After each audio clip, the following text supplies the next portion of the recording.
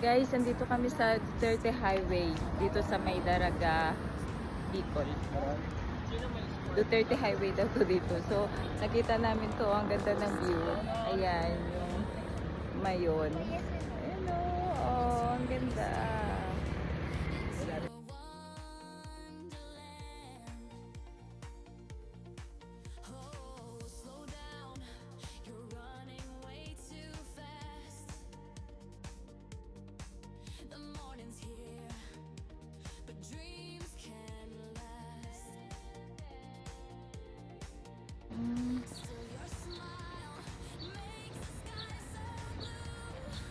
Wow.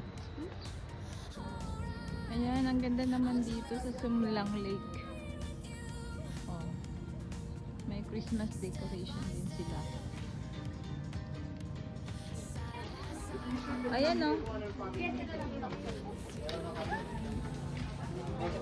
Oh, ito yung ano, price ng mga activity dito. Go-kart. Balsa. Balsa lang. Mama, can we do this one? Ano ba ang balsa ito? Ito yan?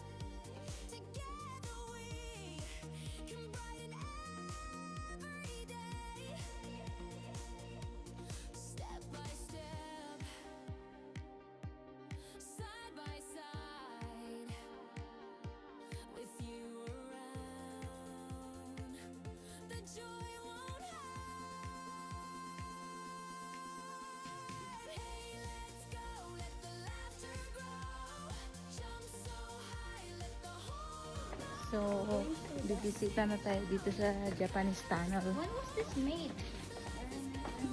So, baba na tayo. What the tour guide said, always hold on the rails. You don't see what I'm doing? Madulas ha. Tayo'y magmina dito sa Kamaligay. Dito po tayo ng December 12, 1941. Tapos natigil po yung pananakop nila ng January 1945. So almost 4 years silang namalagi po dito sa Pilipinas. Yuyuk lang po tayo.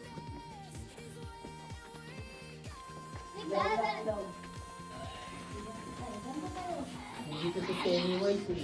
Po ma'am sir, makikita nyo po yung original architectural design Oh, ganda. ng mga tunnel. Sige po, dito po tayo. Okay. Baka po magulat kayo ma'am sir, may statwa po tayo sa loob.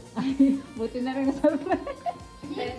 Dito po, ito naman yung tinatawag na Plan B exit point or ang labas po nito is yun na po na palayan sa baba. Ah, ito. And dito po, once na umuulan, lahat po ng rainwater diyan po napupunta.